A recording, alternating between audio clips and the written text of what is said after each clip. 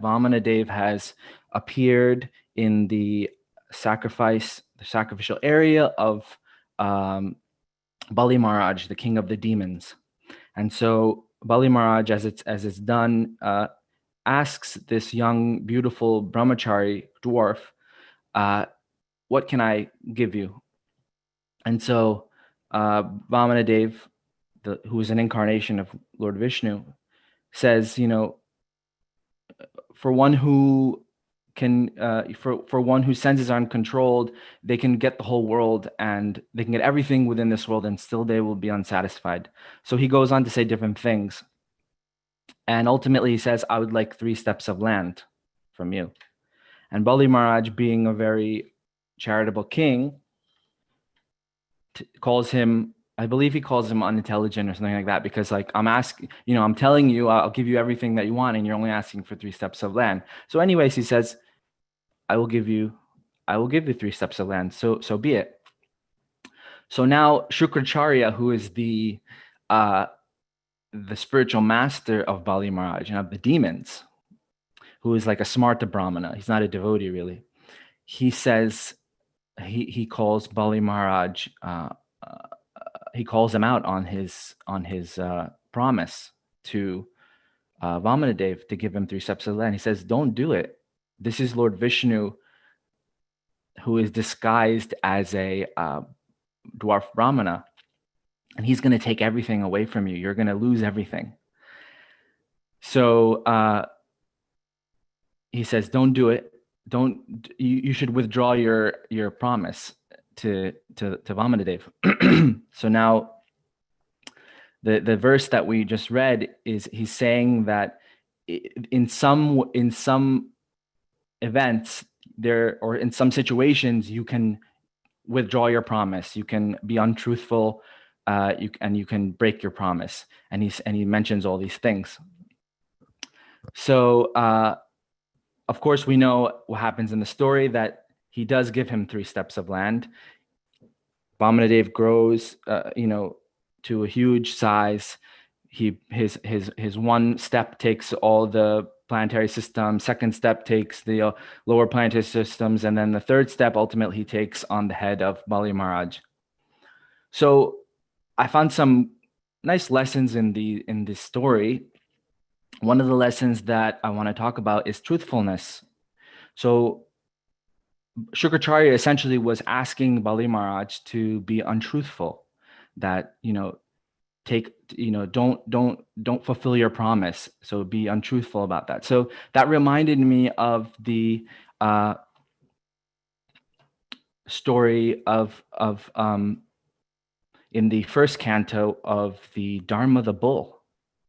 So what was happening in that story was the Maharaj Parikshit was traveling, and he saw that a bull was being beaten, and he only had 1 leg, and there was a cow nearby. So the cow was the earth, Bhumi, and the bull was Dharma. So the agent of Kali personified, was beating this bull, and the last leg was truthfulness. And so the last leg of Dharma is truthfulness in this age of Kali. So I just wanted to read a few verses from that chapter. This is chapter 17 of the 1st canto. Now, the 1st canto, I like the 1st canto so much because Srila Prabhupada actually wrote this 1st canto before he came to on his trip on the Jaladuta to America. So so everything, it says that everything, he was prepared that he wouldn't be able to finish the Srimad Bhagavatam. So he basically put everything into the 1st canto. Like the purports have this different flavor to them from my own personal perspective. So this is Canto 1, Chapter 17, Text 24. So it says, in the age of Satya, truthfulness, your 4 legs were established by the 4 principles of austerity, cleanliness, mercy, and truthfulness. But it appears that 3 of your legs are broken due to rampant irreligion in the form of pride, lust for women, and intoxication. So in the purport, Srila Prabhupada talks about surrendering to Krishna. But how does one surrender to Krishna? One who has this quality of truthfulness and these different Brahminical qualities. So he says, the Lord himself also warns that the deluding power of material energy is too powerful to overcome, but one who completely surrenders unto the Lord can easily do so. Everyone knows that Bhagavad Gita verse that, this material energy is very hard to overcome, but one who takes shelter of Krishna can easily overcome it. And then he goes on to say, but to surrender unto the lotus feet of the Lord is also not very easy. Such surrender is possible by persons of austerity, cleanliness, mercy, and truthfulness. These four principles of advanced civilization were remarkable features in this age of Satya.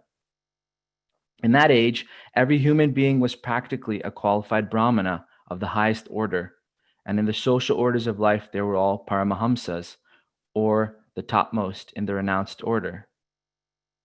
By cultural standing, the human beings were not at all subjected to deluding energy. Such strong men of character were competent enough to get away from the clutches of Maya.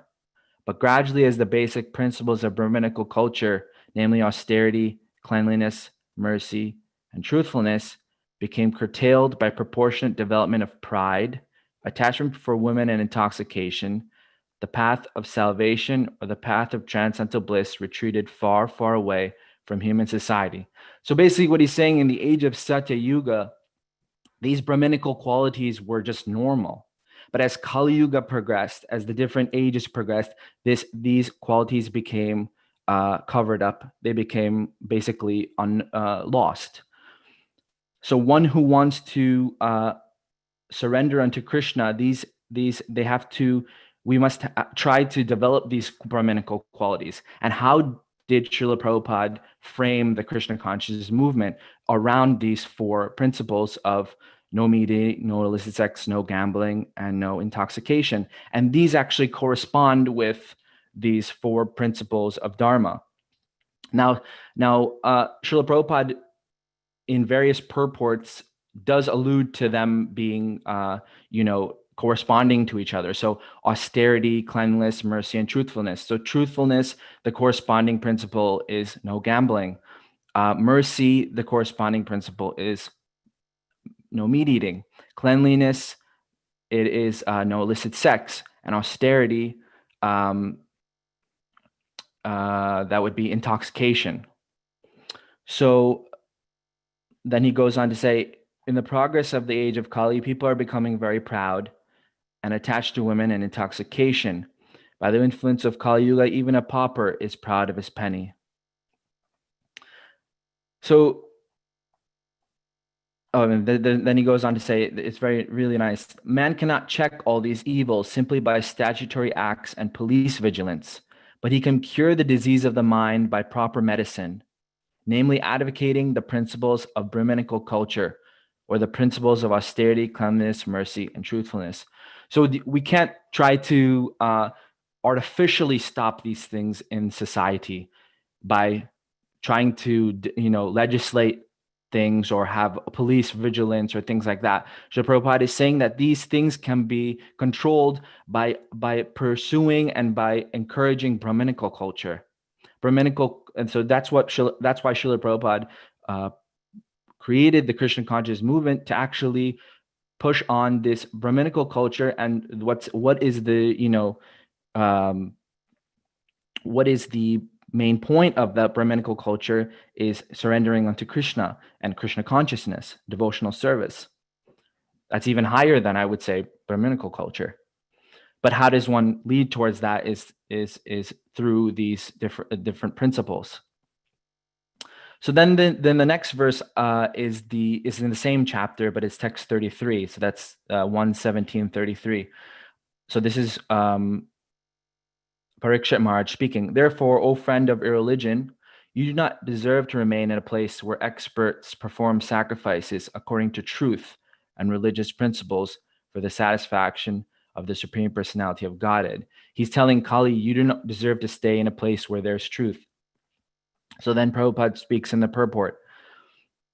Any place or country where the supremacy of the Lord is accepted and thus sacrifice is performed is called Brahmavarta. There are different countries in different parts of the world, and each and every country may have different types of sacrifice to please the Lord.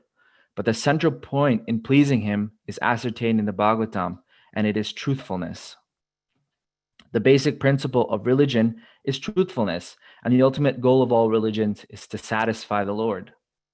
The ultimate goal of all religions is to satisfy the Lord. As it says in the Srimad Bhagavatam, Swanastitatsadarimsya samsiddhir samsiddhir haritoshanam, that all these different things, all these varnas and ashrams, all these things are just a waste of time if they do not please, if the main goal of it is not to please the Lord.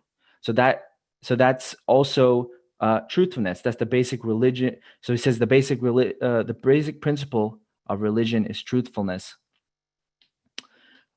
In this age of Kali, the greatest common formula of sacrifice is the Sankirtan Yagya. And then he talks about Yagya, as he says earlier in this purport. Then as we go on into text 33, he says, Sutta Goswami says, Maharaj Parikshit, Sutta Goswami said, Maharaj Parikshit, thus being petitioned by the personality of Kali, gave him permission to reside in places where gambling, drinking, prostitution, and animal slaughter were performed. So Kali asked Maharaj Parikshit that if you're telling me to leave here, I have no other shelter. I'm taking shelter of you. So Parikshit Maharaj, being a warrior, a king, he had to give shelter to anyone who asks him for shelter, even though he was actually ready to kill Kali because Kali was beating the bull and the cow. So he was ready to kill him, but Kali, basically he was wearing actually kingly attire. He shed his kingly attire and said, please, I don't have anywhere to go. So Parikshit Maharaj said, you will go wherever all these irreligious activities are being performed. So this purport is actually really amazing because Srila Prabhupada actually lists how a state or a government can properly rule and can properly function. So I'll read some of it. It's really, really wonderful. Following in the footsteps of Maharaj Parikshit, it is the duty of all executive heads of state to see that the principles of religion, namely austerity, cleanliness, mercy, and truthfulness, are established in the state, and that the principles of irreligion, namely pride, illicit female association or prostitution, intoxication, and falsity, are checked by all means. So he says, in other words, the state should categorically stop all sorts of gambling, drinking, prostitution, and falsity. The state which wants to eradicate corruption by majority may introduce the principles of religion in the following manner. So he's talking about corruption in society, and now he actually lists something. He lists points. This is a purport where this is a very unique purport because it's actually making bullet points 1, 2, 3. So the first, he says 2 compulsory fasting days in the month, if not more. So this is the principle of austerity. From the economic point of view, such 2 fasting days in a month in a state will save tons of food, and the system will act very favorably on the general health of the citizens. So that's number 1. Number 2, there must be compulsory marriage of young boys and girls attaining 24 years of age and 16 years of age, respectively. There's no harm in coeducation in the schools and colleges, provided that boys and girls are duly married. And in case there is any intimate connection between and in case there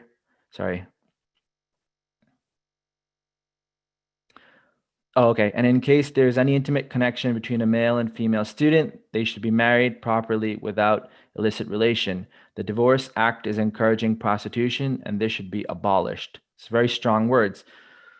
Then number 3, the citizen of the state must give charity up to 50% of their income for the purpose of creating a spiritual atmosphere in the state or in human society, both individually and collectively. They should preach the principles of Bhagavatam, Karma Yoga by doing everything for the satisfaction of the Lord, regularly hearing Srimad Bhagavatam, chanting the Lord's name congregationally, rendering service to the Bhagavatas, engage in preaching the Srimad Bhagavatam, residing in a place where the atmosphere is saturated with God consciousness. So he states these 3 points, and then he talks about gambling. So this is in corresponding with truthfulness. Gambling of all description, even speculative business enterprise, is considered to be degrading. And when gambling is encouraged in the state, there is a complete disappearance of truthfulness. Right. So then he goes on. So then Parikshit Maharaj goes on to talk about more specifically where Kali will reside. So this is text 39. The personality of Kali asked for something more, and because of his begging, the king gave him permission to live where there is gold, because wherever there is gold, there is also falsity, untruthfulness, intoxication, lust, envy, and enmity. So all the things that comprise the irreligious principles, they are all in gold. Now, this is a very important point because basically what gold is signifying is that in this age is that when gold is not backed, when currency is not backed up by gold, then all kinds of inflation and untruthfulness and different bad dealings happen. Prabhupada talks about it in this purport. So although Maharaj Parikshit gave Kali permission to live in 4 places, it was very difficult for him to find places. Okay, right, because he couldn't find anywhere in the reign of Maharaj Parikshit where there was all these things. So he said, where should I go? So he said, Parikshit Maharaj said, go where there is gold. So, okay, now Prabhupada explains, Maharaj Parikshit thus gave him permission to live in a place where there is gold, because wherever there is gold, there are all the above mentioned 4 things. And over and above them, there is enmity also. So the personality of Kali became gold standardized. According to Srimad Bhagavatam, gold encourages falsity, intoxication, prostitution, envy, and enmity. Even a gold standard exchange and currency is bad. Gold standard currency is based on falsehood because the currency is not on a par with the reserved gold. That's the point.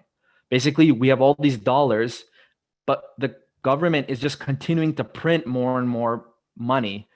It's just paper, right? They're just printing, but it's not backed up by gold. It used to be at one point, but now with the government's debt and just the national debt, what more can they do but just continue to print money? And so the value of money is the value of money goes up and down because of various reasons, and it's not backed up by gold.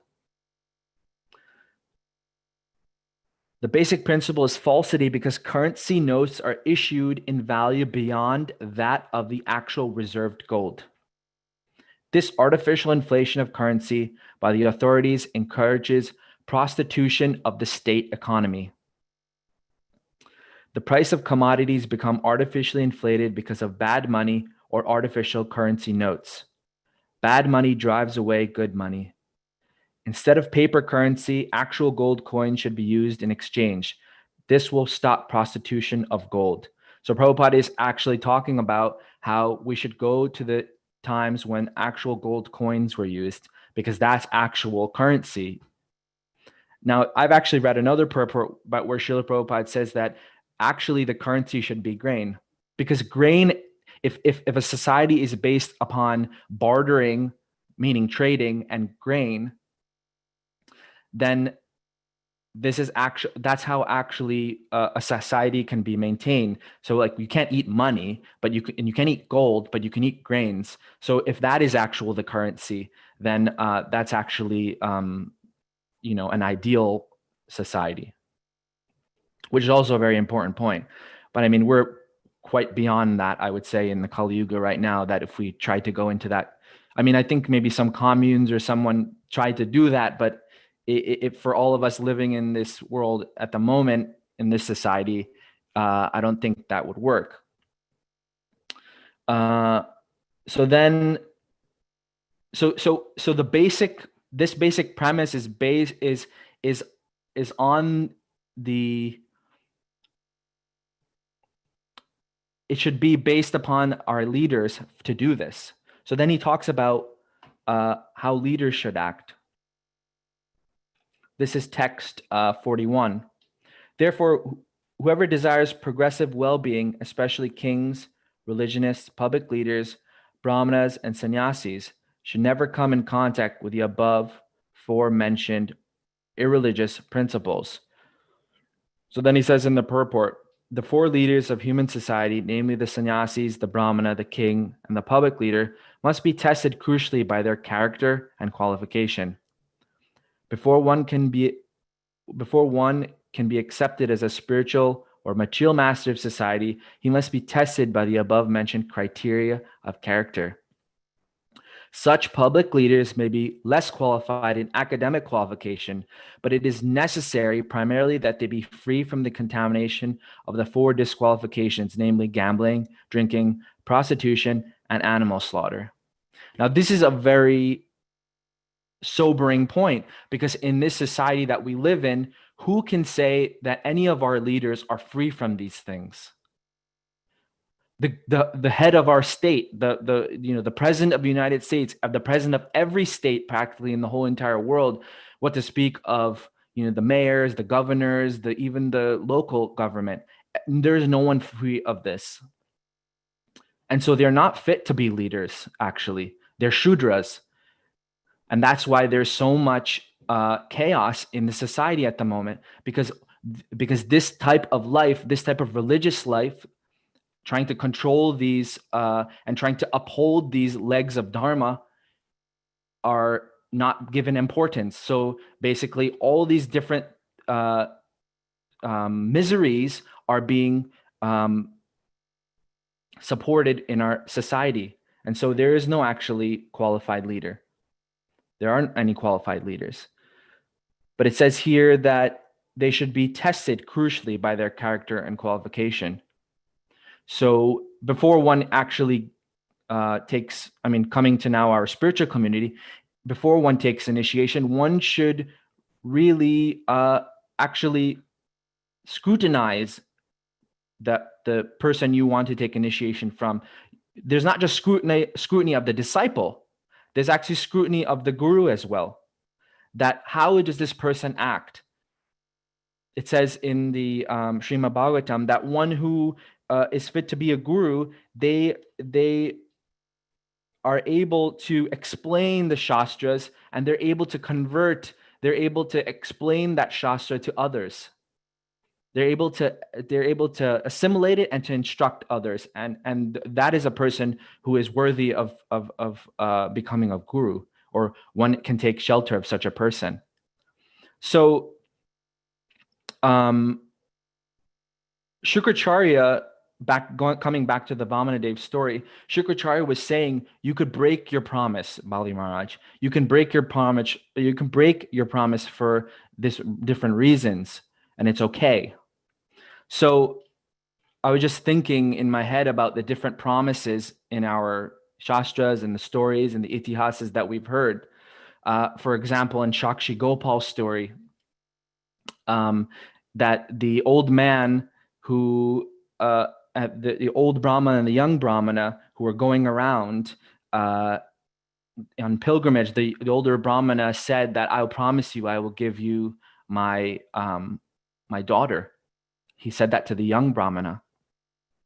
And so when it came to where the young Brahmana said, okay, I'd like to get married. So you said you would, give me your daughter in marriage. So then the son of the older Brahmana said, you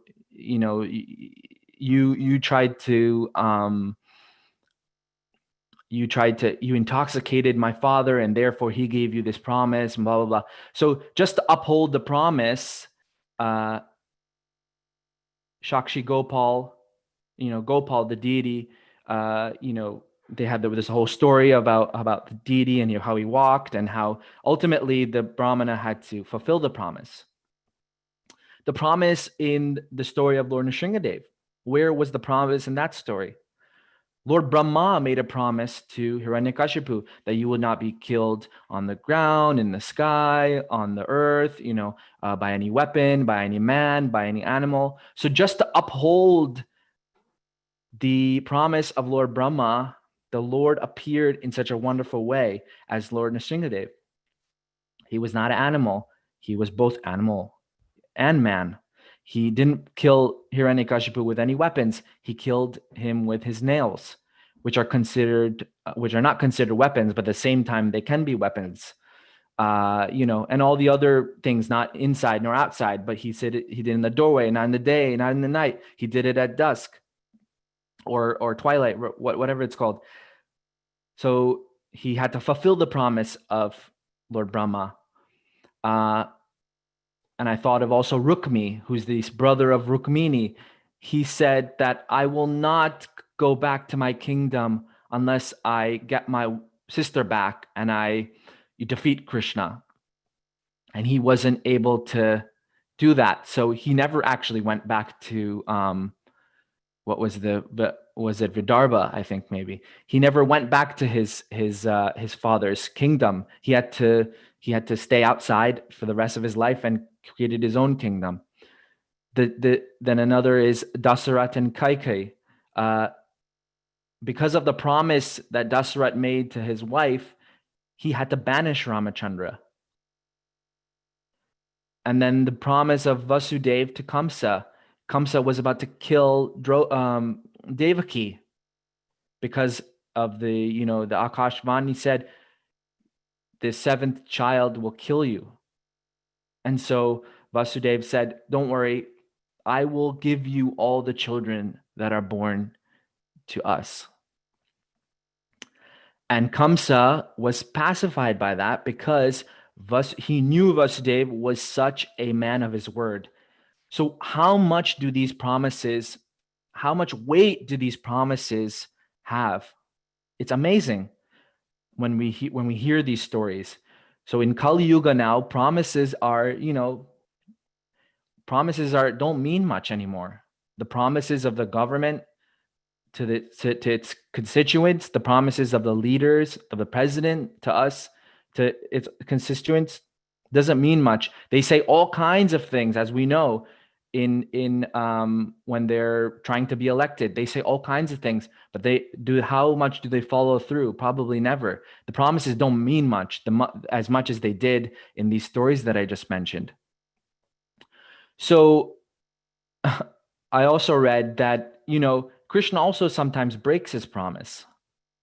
Now, Prabhupada tells a wonderful story. I was listening to a lecture where Prabhupada talks to devotees and he's saying there's a wonderful story where Krishna breaks his promise. So what happened in this story in the Mahabharata is that this is a long story short, but the Pandavas were fighting the Kauravas, as we all know, and they were basically losing. The Pandavas were losing. And so Duryodhana, who was the leader of the Kauravas, had 5 arrows that he wanted to use the next day to kill the Pandavas. And so he had these 5 arrows and they were special arrows and they would kill the Pandavas and then everything would be over. So Krishna, who was very intelligent in diplomacy and politics and things like that, told Arjuna, go to Duryodhana at night when the fighting is not happening, and ask him for those arrows. So Arjuna went to Duryodhana. Duryodhana received him, and as it was done in those times when there was no fighting going on in the daytime, in the nighttime they would hang out and they would be friends and they would interact with each other, even though in the daytime they would want to kill each other. So Duryodhana said, Arjuna, come, sit down. What can I do for you? I'll do anything you want. I'll stop this war even. Just tell me right now. I'll give you your kingdom back and we'll stop this war. And Arjuna said, no, I don't want to do that. What I want from you is I want those 5 arrows. And Duryodhana and the Kauravas, they had to give the 5 arrows, and Arjuna went back. And then the next day, Duryodhana told Bhishma, you have to kill you have to kill the Pandavas. You are the greatest warrior we have. You have to kill the Pandavas. So then Bhishma said, I will kill the Pandavas today. He promised, I will kill the Pandavas. So then they were fighting, and Bhishma fought so hard. He basically defeated everyone to the point where Arjuna's chariot was broken. Arjuna was injured. Everything was just, they were about to be killed, basically. So rewinding back to the beginning of the war, Krishna said, I will not fight. I will not pick up any weapons. That's my promise.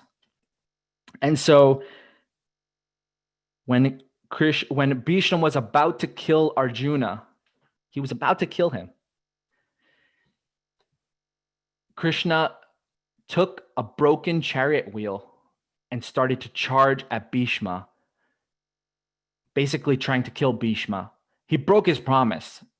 That's what happened. He broke his promise. Bhishma put down his put down his weapons and said, come kill me. I would love to be killed by you.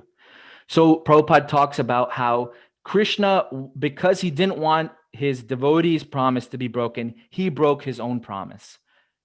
He didn't want Bhishma to break his promise that I will promise to kill the Pandavas. He broke his promise. He didn't break his promise because he didn't try. He didn't do it, but he tried to do it. But Krishna broke his promise because he said he wouldn't lift, a weapon. So now going back to the Vamana story again, Shukracharya essentially told Bali Maharaj, if you give Vamana these things, you will lose everything. So you will become a loser. You're a rascal, he told them. So the point I got from this is that, and Prabhupada talks about this in the purports, that if you give everything to Krishna, you will not be the loser. If we give everything to Krishna, if we surrender everything to Krishna, will we lose everything? In some ways, it might seem like so, but actually Bali Maharaj lost everything, but then he gained everything. He gained everything back and more.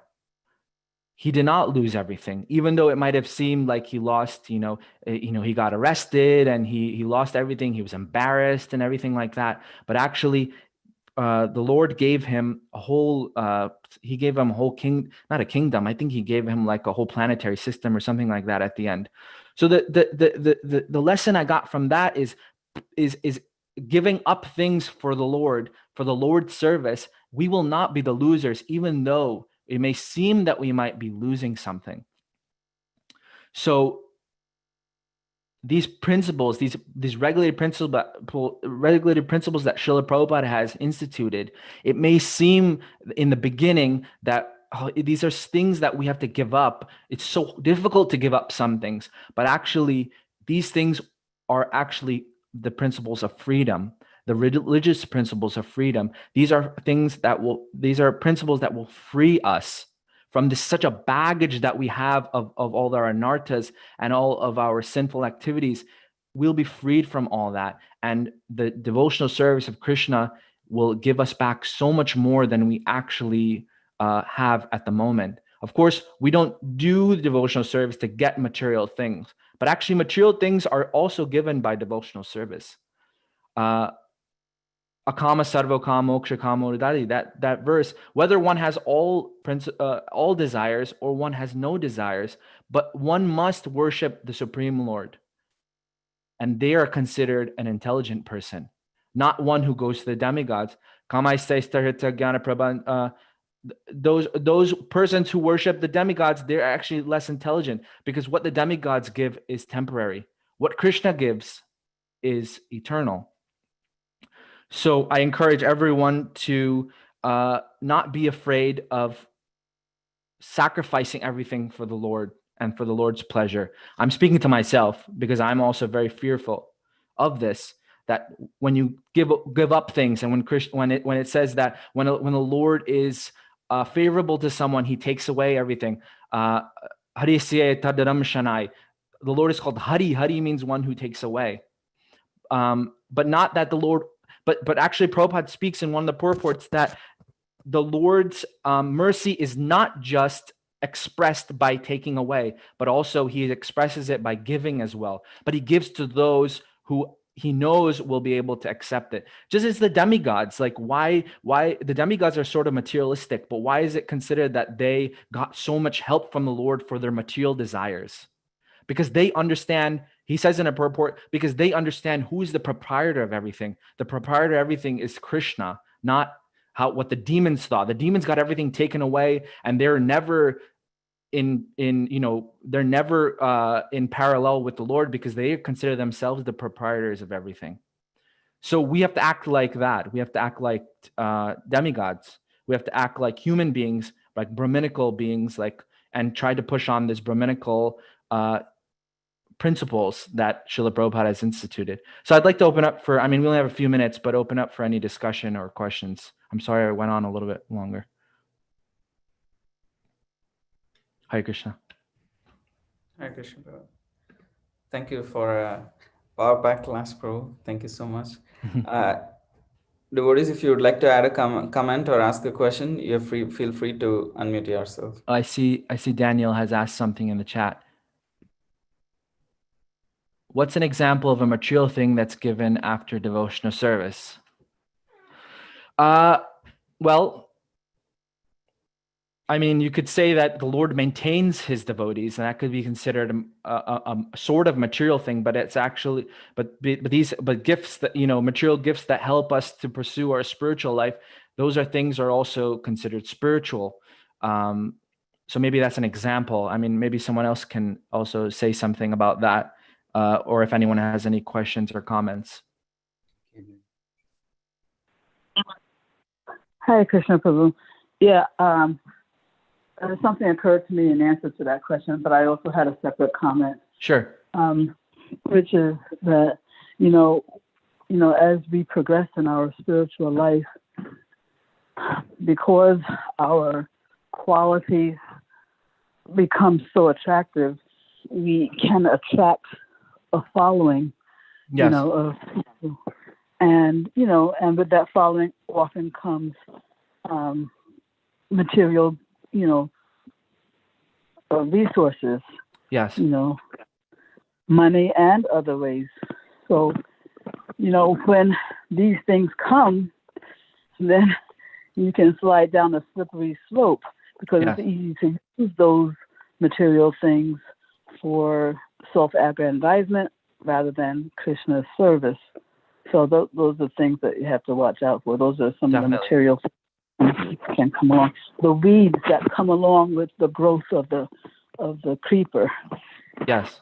Great comment. Great comment. That's why the leaders have to be of the highest exemplary life, spiritual life, because when those things come, then they can properly use them in Krishna's service and not for, as you said, for their self-aggrandizement. Yeah. One other thing a separate thing that occurred to me when you were talking about when you're talking about the fact that Krishna takes away things from us, but that we gain more than he takes away. Yes. I was thinking that, if we have a good amount of faith that love for Krishna is really our wealth, then we will actually be happy. Eventually, anyway, we will actually end up being happy with whatever Krishna takes away from us, because he's only going to take away those things and facilities that impede our love for him.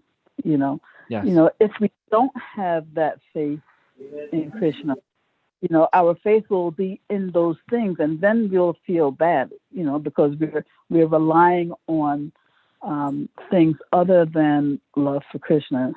So if he takes away those things, then it'll feel like we don't have anything. But if our faith is in something else, if our faith is in Bhakti, then we'll have a different experience about the things that Krishna takes away from us to clear the path toward what we actually value. Right. Right. There's a saying that what can you keep when the Lord who has thousands of hands can take away, and what can you receive when the Lord who has thousands of hands gives? Something of that nature. There's a saying. So yeah. Thank you. Thank you for class. Hare Krishna.